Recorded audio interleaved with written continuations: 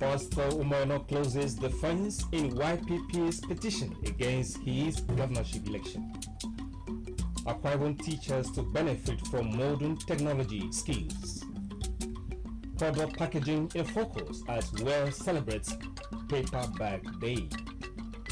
House of Representatives to launch investigation into crude oil theft in Nigeria. Details in just a moment.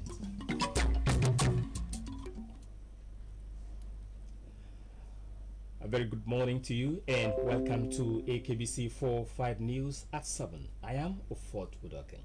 Sincere apologies for bringing you the news behind time. Now the news in detail. Akwa Ibom State Governor Pastor Moino says resolutions taken at the just concluded PDP's Governors Forum meeting will be for the development and unity of the country. The governor was speaking at the Victor Otai International Airport while returning from the PDP Governors Forum meeting in Abuja. Governor Moino expressed gratitude to his colleagues for the confidence reposed in him to host the meeting, describing it as a privilege. The governor said that Akwa Ibom State will continue to stand tall in the Committee of States.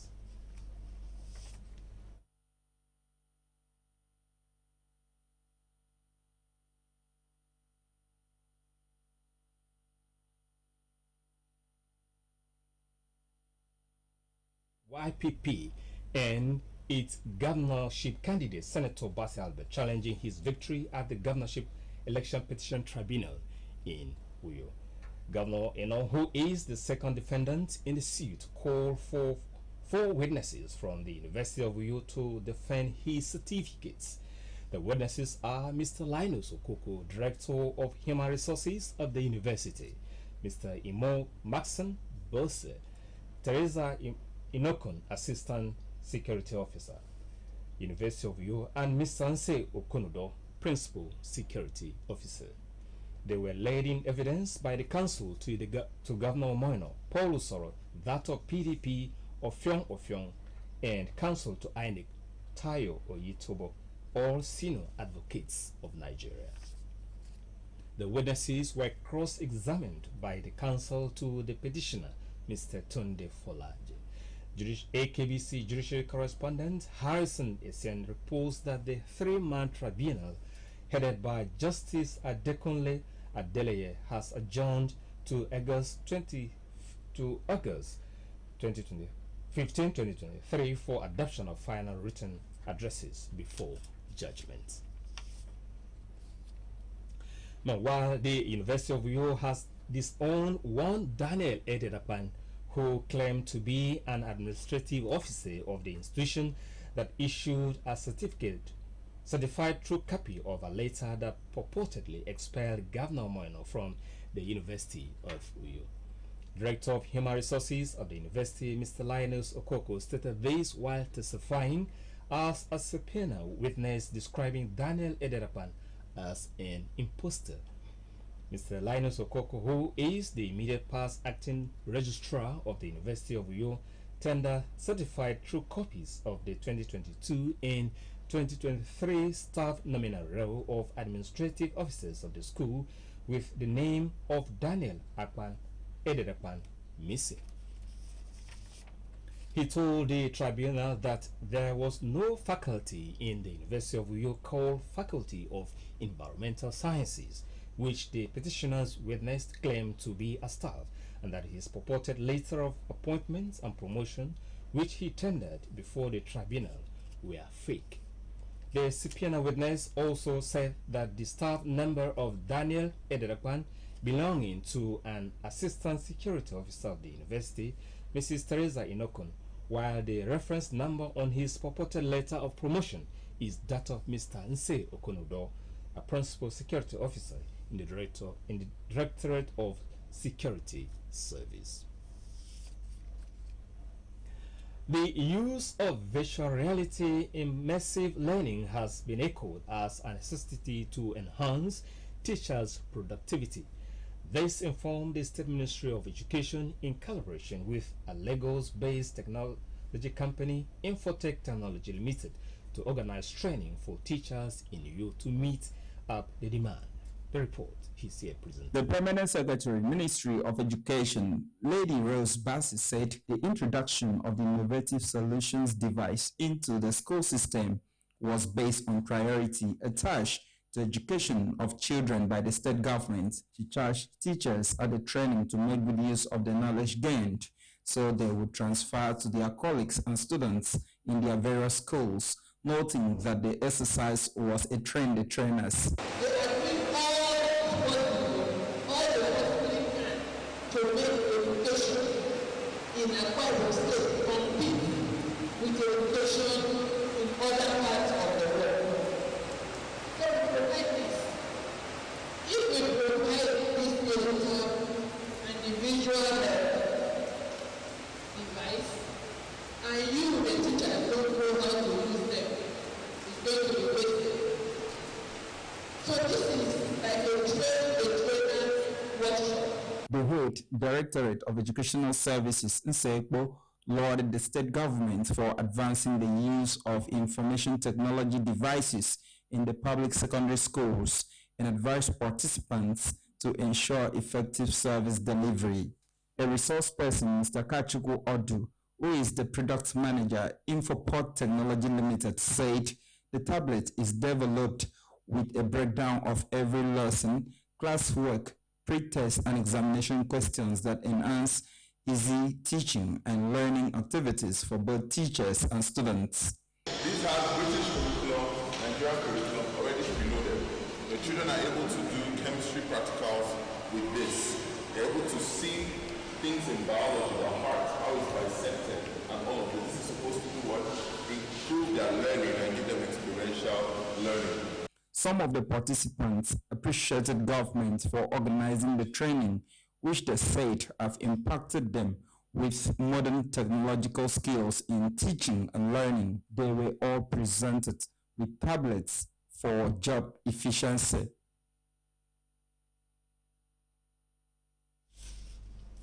Now, while the Permanent Secretary, Ministry of Education, Lady Rose Nsabasi, has been decorated with an award of Eminent Peace Ambassador by the International Association of World Peace Advocates of the United Nations. The ceremony held at the conference room of the ministry in Rio featured the conferment of certificate of recognition and other insignia of the Global Peace Advocacy Body and the Permanent Secretary. The Director of State Education Quality Assurance Service, Dr. Rosalie Anthony Mfon, was also honored. Conferring the Eminent Peace Advocacy Award on the recipient, Professor Chidi Eheriodio, said the award was bestowed on Lady Bassi and Dr. Mfon as a call on them to join the United Nations in the promotion of world peace.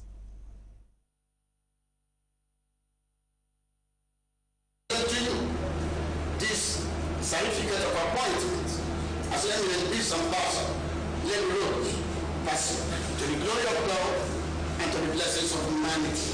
Congratulations. On behalf of our Akbc Association to encourage you this insignia of office as an eminent peace ambassador. Responding, the Permanent Secretary, Lady Rose Bassi, on behalf of her fellow awardees, appreciated the body, saying that the award will spur them to render more humanitarian services. It is normal that we reach out to the blessed people. But with this award is a challenge that we should step up what we used to do. So that what the UN does internationally will be felt by the local ordinary people. We'll take a break here, and when we return, product packaging in focus as well celebrates Paper Bags Day. Stay with us.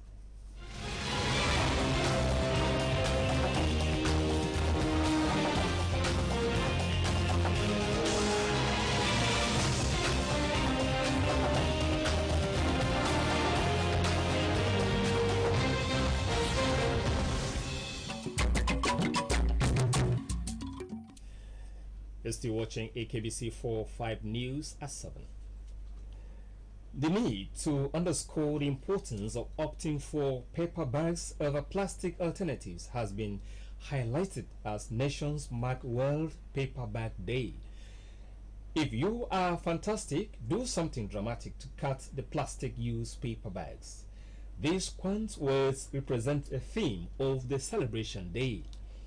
AKBC intern Joy James in this report takes a look at the significance of the day for Akwa Ibom State.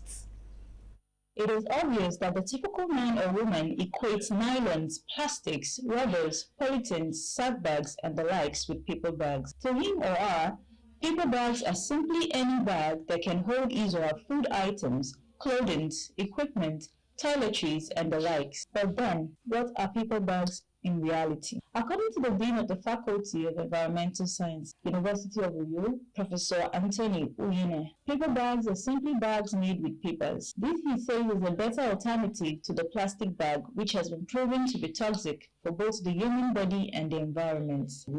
From my own point of view, I understand paper bag to mean those bags manufactured or produced from paper, different papers, and they take different. The advantages of using paper bags are indeed numerous. Apart from being less toxic and less harmful to the environment than plastics, they are relatively less expensive, recyclable, aesthetically appealing, and because they are biodegradable, they can be used for purposes like composting. To me, I see paper bag, because paper bag are more of organic in that it's made from wood, so they are degradable. They can get rot, but some of other bags, especially those polythene bags, are some of the things that cause serious blockage of channels, drainage channels, because some of them do not degrade actually. However, despite the overwhelming evidence that paper bags are better alternatives to nylons and the likes, the question is, why have the plastic bags assumed more permanence in the environment? Yes, that is where awareness actually comes in. The awareness is not there. For those who have lived in advanced countries, the exposure, the awareness is more. But here, we are not so used to that. So, what we can do is to increase the awareness, especially those who use them in the market. If you have increased the awareness, I think we can adapt. Or the government can even bring up legislation that can reduce the usage of some of all these non-biodegradable bags. While the debate over the advantages and disadvantages of using paper bags or its alternatives goes on, July 12th of every year remains the day to commemorate the inventor, Francis Whaley, who in 1852 invented the first paper bag machine, and paper bags became the talk of the town. In 1870, Margaret Eloise Knight, also known as the mother of the grocery bag, designed the square flat bottom of paper bags, which made them sturdier. She also invented the machine for the same. In 1999, San Francisco became the first place in the world that abolished the usage of plastic bags in grocery stores and pharmacies, which motivated other countries and cities to take a step further and eliminate the high usage of plastic.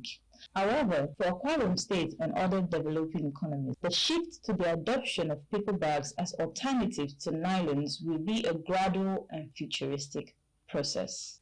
Joy James, AKBC News. AKBC Radio Chapel of Nigeria Union of Journalists NUJ has inaugurated a 3-member committee for its anniversary celebration. The committee is headed by Comrade Harrison Essien, the AKBC Judiciary reporter, with Comrade Ponabasi Jackson, the Health Correspondence Secretary, and Comrade Gift Okure, Government House reporter, as member. The inauguration of the committee was the highlight of this month's Chapel Congress held yesterday at AKBC, transmitting station, Ntarian.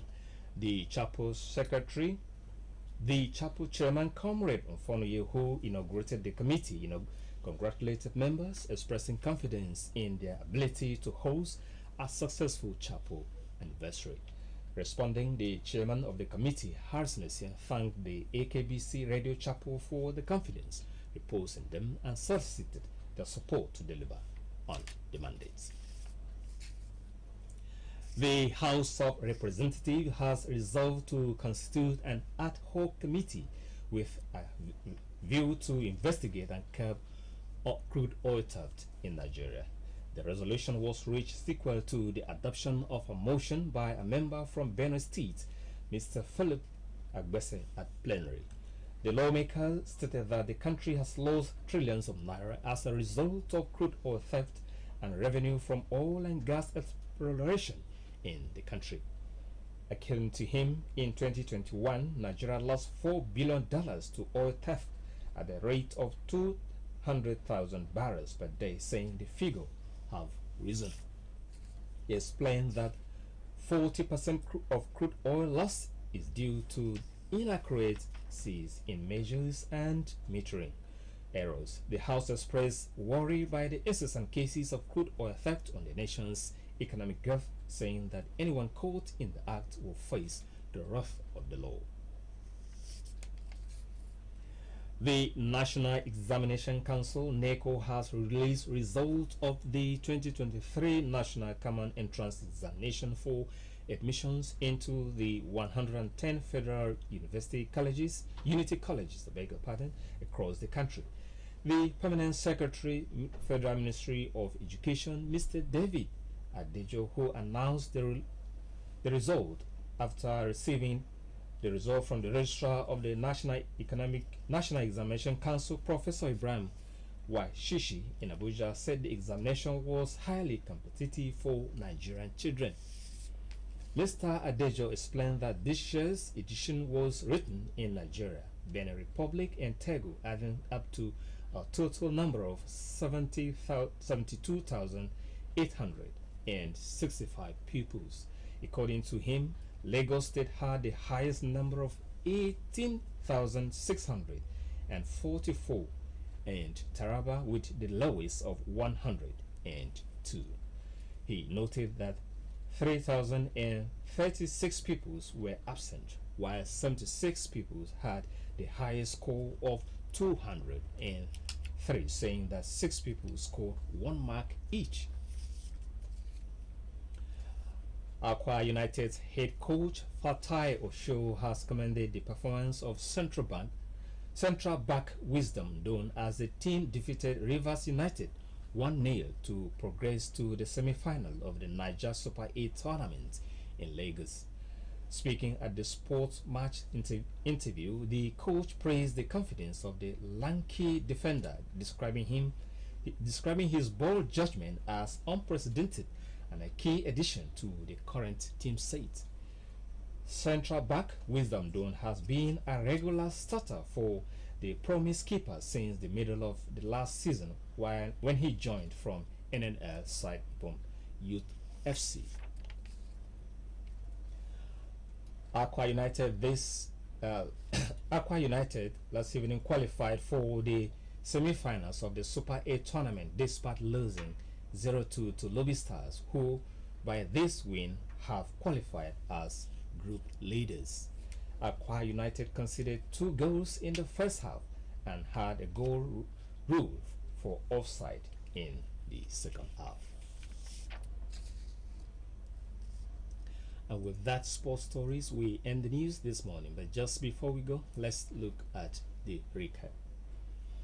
Governor Umoino has closed his defense in the petition filed by the Young Progressive Party YPP and its governorship candidate Senator Basi Albert, challenging his victory at the Governorship Election Petition Tribunal in Uyo. Governor who is the second defendant in the suit, called for witnesses from the University of Uyo to defend his certificates. The State Ministry of Education, in collaboration with a Lagos-based tech company, Infotech Technology, has organized training for teachers in Uyo to benefit from modern technology skills. And we also told you that the need to underscore the importance of opting for paper bags over plastic alternative has been highlighted as World marks Paper Bags Day. And that's our news this morning. Thanks for being with us. Good morning.